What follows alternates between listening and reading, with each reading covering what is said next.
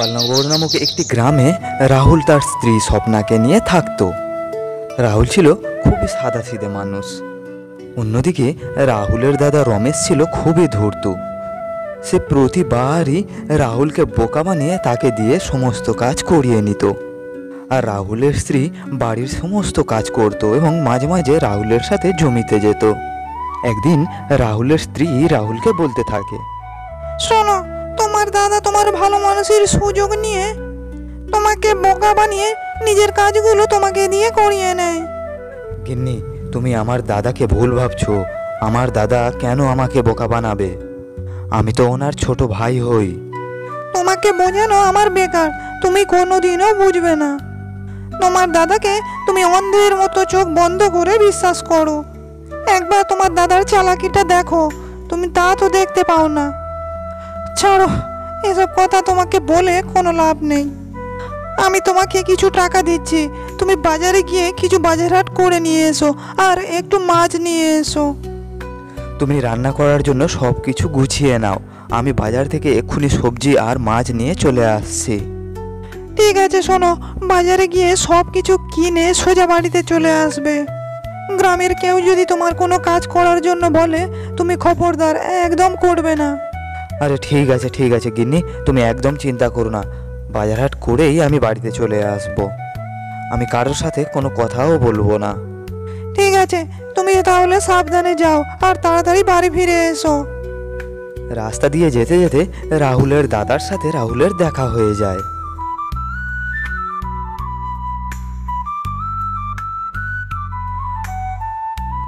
আরে ভাই রাহুল, কি হয়েছে? এত তাড়াহুড়ো করে কোথায় যাচ্ছিস? আগে কিছু না দাদা, স্বপ্না কিছু সবজি আর মাছ কিনতে আমাকে বাজারে পাঠিয়েছে, তাই আমি বাজারে যাচ্ছি। রাহুলের এই কথা শুনে মনে মনে রমেশ বলতে থাকে, তার মানে রাহুল বাজারে মাছ আর সবজি কিনতে যাচ্ছে। তার মানে ওর কাছে নিশ্চয়ই কিছু টাকা পয়সা আছে। তাহলে আমি যদি ওর কাছ থেকে টাকা পয়সাগুলো নিয়ে নিই, তাহলে গিন্নির জন্য আমি গরম গরম জিলিপি নিয়ে যেতে পারবো। আরে দাদা, তুমি কি এত চিন্তা ভাবনা করছো? কিছু না রে ভাই, আমি অনেক চিন্তার মধ্যে রয়েছি। কি হয়েছে দাদা, এত কি চিন্তা তোমার? তেমন কিছু নয় রে ভাই, তোর ভাইপো চিকুর খুবই শরীর খারাপ, আর ওষুধ কেনার জন্য আমার কাছে একটি টাকাও নেই। তুই তো বাজারে সবজি কিনতে যাচ্ছিস, মনে হয় তোর কাছে কিছু টাকা রয়েছে। তাহলে তুই ওই টাকাগুলো আমাকে দিয়ে দে, আর আজকে দিনটা তোরা না হয় ডাল ভাতই খেয়ে নে। আর তুই যদি আমাকে টাকাটা না দিস, তাহলে আমি তোর ভাইপোর জন্য ওষুধ কিনে নিয়ে যেতে পারবো না।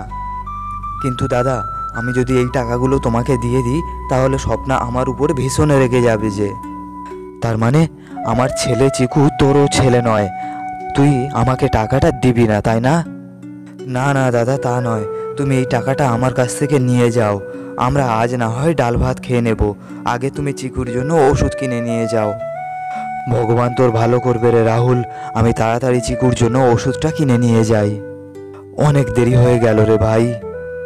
এরপরে রমেশ রাহুলের কাছ থেকে টাকাগুলি নিয়ে চলে যায়। এদিকে রাহুলও তার নিজের বাড়িতে ফিরে যায়।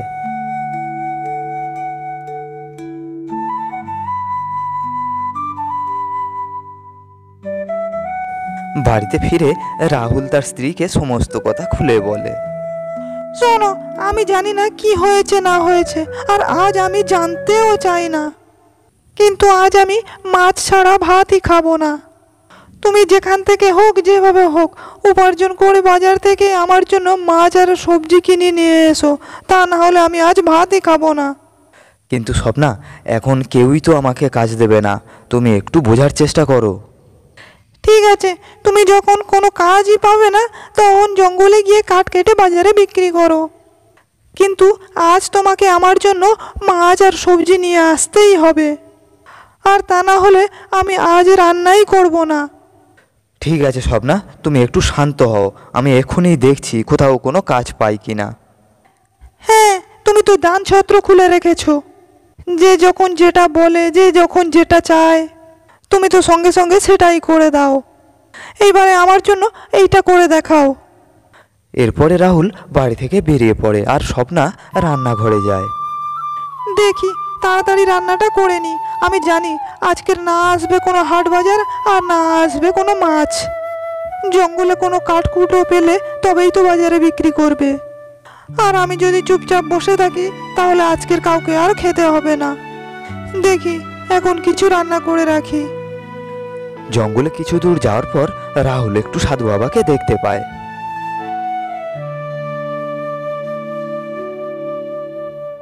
প্রণাম সাধু বাবা, এত ঘন জঙ্গলে আপনি একা একা এখানে কি করছেন?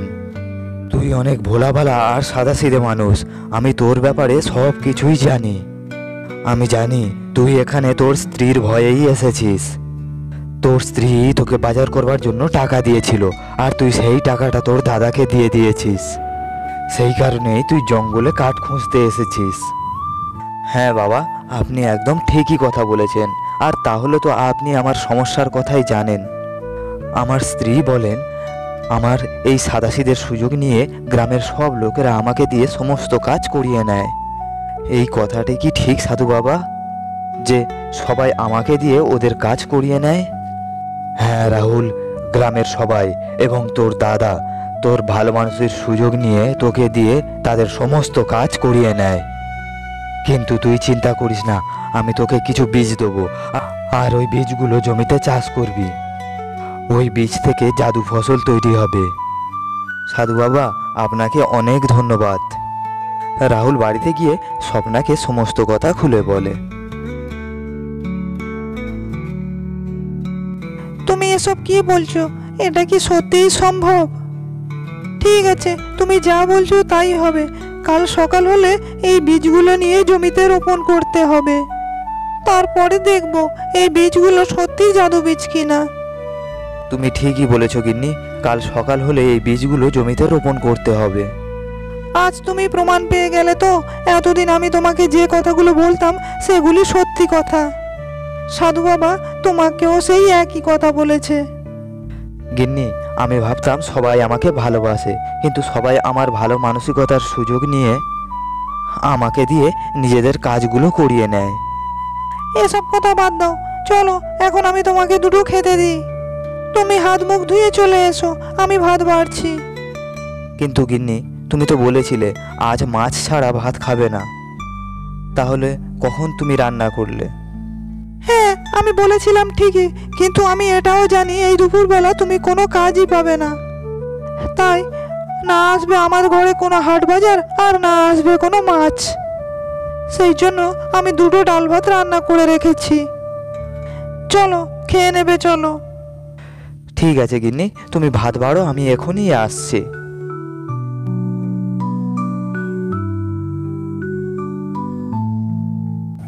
শোনো, কাল সকাল সকাল উঠে জমিতে যেতে হবে। জমিতে গিয়ে এই বীজগুলো রোপণ করতে হবে খুব ভালোভাবে। গিন্নি, আজ ডাল ভাত খুব ভালো হয়েছে। তোমার হাতে রান্নার কোনো জবাব হয় না। তুমি যাই রান্না করো না কেন, রান্না খুবই ভালো হয়। থাক থাক, আমাকে নিয়ে তোমার আর প্রশংসা করতে হবে না। আমি জানি আমি কেমন রান্না করি। কয়েকদিন ধরে ভীষণ মাছ খেতেই ইচ্ছা হচ্ছিল, তাই কিছু টাকা পয়সা জমিয়ে রেখেছিলাম। সেই টাকাগুলি আজকের তোমাকে দিলাম, কিন্তু তুমি কি করলে? মাছ না কিনে বাড়িতে চলে এলে। গিন্নি, আমি কি করব বলো? দাদা তো আমাকে বলল যে চিকুর ভীষণ শরীর খারাপ, তাই তো আমি চিকুর ওষুধ কেনার জন্য টাকাগুলো দিয়ে দিয়েছি। ঠিক আছে, যা হওয়ার তা তো হয়ে গেছে। এখন তাড়াতাড়ি খাওয়া দাওয়া করে ঘুমোবে চলো। কাল যে সকাল সকাল জমিতে যেতে হবে।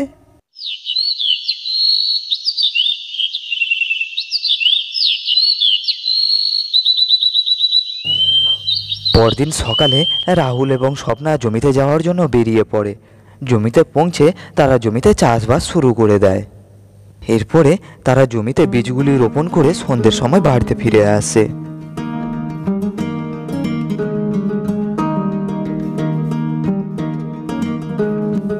শোনো গিন্নি, আমি জমিতে যাচ্ছি জাদু ফসলগুলি দেখার জন্য। ওগো শোনো না, আমিও যাব তোমার সাথে জমিতে। আমিও দেখতে চাই জাদুই ফসল হয়েছে কিনা হয়নি। ঠিক আছে, চলো গিন্নি চলো, এইবারে আমাদের জমিতে যেতে হবে। এরপরে রাহুল এবং স্বপ্না জমিতে চলে যায়। তারা জমিতে গিয়ে তাদের ফসল দেখে তারা অবাক হয়ে যায়। তাদের জমিতে ছোট্ট ছোট্ট চারা গাছে ভর্তি হয়ে যায়। আরে সত্যি তো, এটা তো জাদুই ফসল। আমরা সবে কালকে এর বীজ রোপণ করেছি, আর আজ দেখো জমিতে ছোট ছোট গাছ বেরিয়ে ভর্তি হয়ে গেছে। হ্যাঁ গিন্নি, সেটাই তো দেখছি। এখন বোধহয় আমাদের সুখের দিন আসার শুরু হয়ে গেছে। আর দেখো জমিতে কত সুন্দর সুন্দর ছোট ছোট গাছ বেরিয়েছে, পুরো জমি ভর্তি হয়ে গেছে চারা গাছে। হ্যাঁ গিন্নি, তাহলে সাধু বাবা আমাকে ঠিকই বলেছে, এই ফসলগুলি জাদুই ফসল। দেখতে দেখতে বেশ কিছুদিন কেটে যায় আর তাদের জাদু ফসল পেকে যায়। দেখো গিন্নি, আর কিছুদিন পর আমাদের ফসল কাটতে হবে।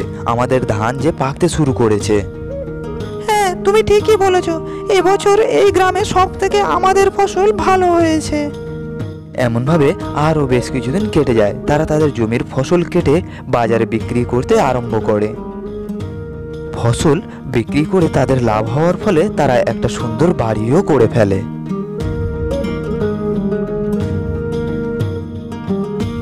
অন্যদিকে রাহুলের দাদা রমেশ রাহুলের ব্যাপারে জানতে পেরে সে মনে মনে বলতে থাকে, রাহুল ওই জমিতে কিভাবে চাষ করছে, ফসল বিক্রি করে সে তো একটা বড় বাড়িও বানিয়ে ফেললো। আমিও দেখতে চাই ও জমিতে কি ফসল চাষ করে, যার জন্য ওর এত লাভ হলো। এরপরে রমেশ রাহুলের জমিতে যায়, আর রাহুলের জমির ফসল দেখে রমেশ ভীষণ অবাক হয়ে যায়। আমি জানি না রাহুলের উপর ঈশ্বরের এত দয়া কিভাবে এলো যে রাহুলকে এত ধনী বানিয়ে দিয়েছে, আর এদিকে আমি এত গরিব, আমাকে এত গরিবই বানিয়ে রেখেছে। রাহুলের জমিতে এত ফসল আর এত বড় বাড়ি দেখে আমার গা জ্বলে যাচ্ছে। এইবারে আমাকে কিছু একটা করতেই হবে। এই সমস্ত ভেবে রমেশ ঠিক করেছে যে তার ভাইয়ের জমির ফসল সে নষ্ট করে দেবে। একদিন রাত্রে রমেশ কিছু পোকামাকড় এনে তার ভাইয়ের জমিতে ছেড়ে দেয়, আর ওই পোকামাকড়ের কারণে রাহুলের জমির ফসল নষ্ট হয়ে যেতে থাকে। পরদিন সকালে রাহুল এবং স্বপ্না যখন জমির কাছে আসে, তখন তারা তাদের ফসল দেখে ভীষণ অবাক হয়ে যায়। এটা কি করে হলো? আমাদের জমিতে এত পোকামাকড় কিভাবে এলো? এতদিন ফসল হয়েছে, কোনোদিন তো পোকামাকড় লাগেনি, তাহলে আজ হঠাৎ করে কিভাবে পোকা লাগলো? এবারে তো তাহলে সব ফসল নষ্ট হয়ে গেল। এবারে কি হবে? আর এই ফসল বিক্রি করে আমাদের তো সংসার চলতো। তুমি একদম চিন্তা করো না গিন্নি, এগুলি তো পোকা, এগুলি প্রকৃতির দান, এগুলি আমরা কি করে তাড়াবো? এগুলি তাড়ানোর কোনো না কোনো উপায় আমরা ঠিক বের করে নেব। পরদিন সকালে রাহুল কিছু সার এনে তার জমিতে দিয়ে দেয়, আর কিছুদিনের মধ্যে তার জমির সমস্ত ফসল আবার আগের থেকেও ভালো হয়ে যায়। এই সমস্ত দেখে রাহুলের দাদা রমেশ আরো বেশি রেগে যায়। এমন ভাবে তাকিয়ে থাকলে কোনো কিছুই হবে না, আর তোমার দ্বারা একটা কোনো কাজই ভালোভাবে হয় না। তুমি যেদিন তোমার ভাইয়ের জমিতে পোকামাকড় ছেড়ে দিয়ে এলে, তার পরের দিন তোমার ভাই সার খোল দিয়ে তার জমির ফসল আগের থেকে আরো ভালো করে নিয়েছে। কিন্তু গিন্নি, আমি তো আমার দিক দিয়ে পুরোটাই চেষ্টা করেছি, এতে আমার কোথায় দোষ আছে বলো তো? কিন্তু তুমি একদম চিন্তা করো না, ওর জমির ফসল এত ভালো কিভাবে হচ্ছে আমি ওকে জিজ্ঞাসা করব। তুমি কি মনে করো তোমার ভাই আগের মতো আর বোকা আছে? সে অত বোকা আর নেই। তুমি গিয়ে দেখো না, এই ফসলের ব্যাপারে তোমাকে কিছুই বলবে না। তুমি তো জানো গিন্নি, রাহুল খুবই সাদাসিধে, আর সে আমাকে ভগবানের মতো দেখে। আমি ওকে জিজ্ঞাসা করলে ও আমাকে মিথ্যা বলবে না। কাল সকালে আমি গিয়ে ওর কাছে থেকে সব জিজ্ঞাসা করব, আর ও এমনিতেই আমাকে সব বলে দেবে, কারণ ও আমাকে অন্ধের মতো বিশ্বাস করে। ঠিক আছে, কাল সকালে তোমার ভাইয়ের কাছে গিয়ে গায়ে মাথায় হাত বুলিয়ে সব কিছু জেনে নিও। পরদিন সকালে রাহুল তার জমির দিকে যাচ্ছিল, আর রাস্তায় তার দাদা রমেশের সাথে তার দেখা হয়ে যায়। আরে ভাই, তুই তো অনেক বড় লোক হয়ে গেলি রে, তুই একা একাই তো অনেক ধনী হয়ে যাচ্ছিস। তোর দাদার কথা তোর কি একবারও মনে পড়ে না? তুই একবার তো আমাকে জিজ্ঞাসাও করিসনি যে দাদা তুমি কেমন আছো। এখন তোর এত টাকা পয়সা হয়ে গেছে বলে তোর কি এত অহংকার হয়ে গেছে? আর তোর জমিতে এত কিভাবে ফসল ফলাচ্ছিস যে এত সুন্দর ফসল হচ্ছে? তোর এত কিভাবে লাভ হচ্ছে যে তুই দেখতে দেখতে এত বড় একটা বাড়ি বানিয়ে ফেলেছিস? দাদা তেমন কিছু নয়, তুমি তো আমার দাদা হও। এরপরে রাহুল তার দাদা রমেশকে সমস্ত ঘটনা বলে দেয়। ও আচ্ছা, তার মানে এত সুন্দর ফসলের বীজ ওই সাধু বাবাই তোকে দিয়েছে। হ্যাঁ দাদা, তোমাকে একবার ওই সাধু বাবার সাথে দেখা করা উচিত। উনি একটা খুবই বড় মনের মানুষ, তুমি দেখো ওই সাধু বাবা তোমাকে সাহায্য করবে। আচ্ছা ঠিক আছে দাদা, আমি তাহলে এখন জমির দিকে যাই, জমিতে অনেক কাজ পড়ে রয়েছে। এইবারে দেখ রাহুল, আমি তোকে কি করতে পারি। ওই জাদু ফসল বিক্রি করে তুই অনেক অনেক টাকা কামিয়েছিস। এবারে আমি তোর ওই ফসলের 12টা বাজিয়েই ছাড়বো। এই কথা ভাবতে ভাবতে রমেশ জঙ্গলের মধ্যে দিয়ে হাঁটতে হাঁটতে সেই সাধু বাবার সামনে এসে উপস্থিত হয়। সাধু বাবা, আপনি আমাকে দয়া করে সাহায্য করুন, আমি অনেক সমস্যার মধ্যে আছি। আমাদের গ্রামে একটা খুবই খারাপ মানুষ রয়েছে, আর সেই মানুষটি গ্রামের প্রত্যেকটি মানুষের উপর ভীষণ অত্যাচার করে, আর সবাইকে ভয় দেখিয়ে সবাইয়ের জমি কবজা করে রেখেছে। আর আমি আমার একটা ছোট্ট জমিতে চাষবাস করি। আপনি দয়া করে আমাকে এমন একটা জিনিস দিন, যে জিনিসটা আমি ওর জমিতে দিলে ওর জমির সমস্ত ফসল নষ্ট হয়ে যাবে। আর এমন একটা জিনিস দিন যে আমার ক্ষেতের ফসল আগের থেকে আরও অনেক গুণ ভালো হবে। রমেশের কথা শুনে সাধু বাবা রমেশকে 2টি পুঁটলি দেয়, আর সেই পুঁটলি দুটো নিয়ে রমেশ সাধু বাবার কোনো কথা না শুনে সেখান থেকে চলে যায়। আরে পাগল, তুই যার জমির ফসল নষ্ট করতে যাচ্ছিস তার জমির ফসল জাদুই ফসল। আমার দেওয়া বীজ থেকে তার জমির ফসল হয়েছে, আর ওই পুঁটলিগুলি নিয়ে তুই তাড়াতাড়ি এখান থেকে চলে গেলি। তুই ভালো করে কথাই শুনলি না যে কোন পুঁটলিতে কোন জাদু শক্তি আছে। পুঁটলিগুলি নিয়ে রমেশ তার বাড়িতে পৌঁছে যায় এবং তার স্ত্রীকে সমস্ত ঘটনা খুলে বলে। আরে বাহ, তুমি তোমার জীবনের সব থেকে ভালো কাজটা আজই করেছো। আজ রাতে চুপি চুপি তোমার ভাইয়ের জমিতে গিয়ে এই একটা পুঁটলি দিয়ে দেবে, যাতে তোমার ভাইয়ের সমস্ত ফসল নষ্ট হয়ে যায়।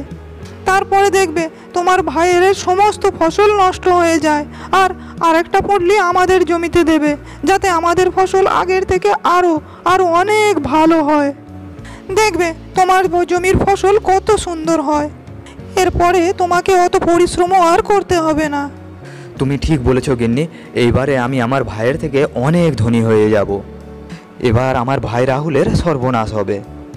শোনো, যখন ওই জাদু ফসলগুলো বিক্রি করা হবে তখন ওই টাকা দিয়ে আমি কয়েকটা গয়না বানাবো, আর এমন এমন গয়না বানাবো যা এ গ্রামে কারোর কাছে নেই।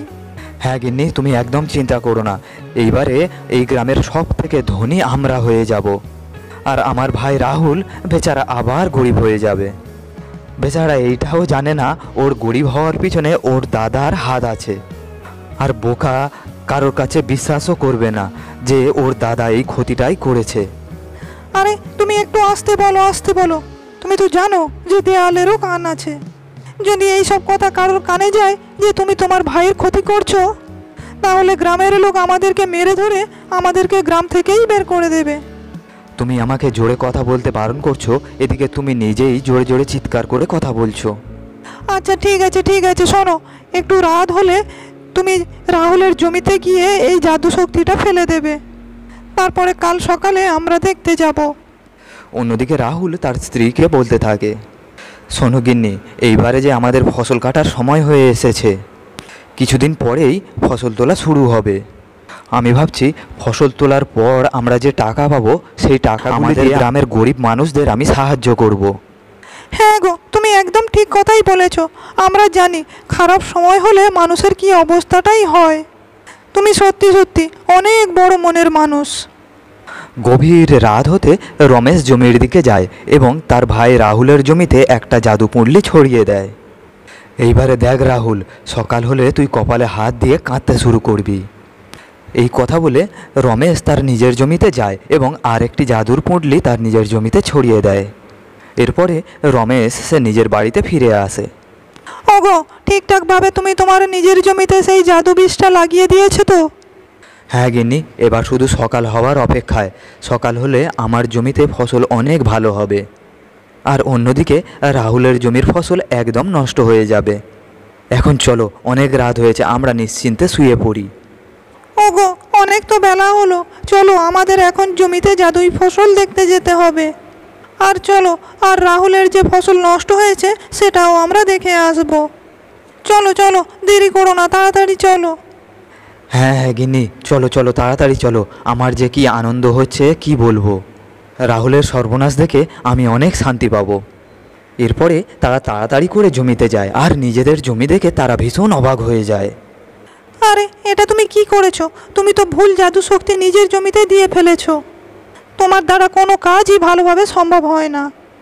তোমার নিজের জমিতে যা ফসল ছিল এবার সেটুকুও চলে গেল।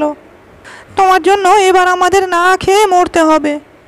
তার মানে আমার মনে হয় তোমার ফসল যদি নষ্ট হয়ে যায় তাহলে তোমার ভাইয়ের ফসল আরও ভালো হবে। রমেশ তার স্ত্রীর কথা শুনে ভীষণ ভয় পেয়ে যায়, আর সে মনে মনে ভাবতে থাকে যে জাল সে তার নিজের ভাইয়ের জন্য বিছিয়েছিল সেই জালে সে নিজেই পড়ে গেছে।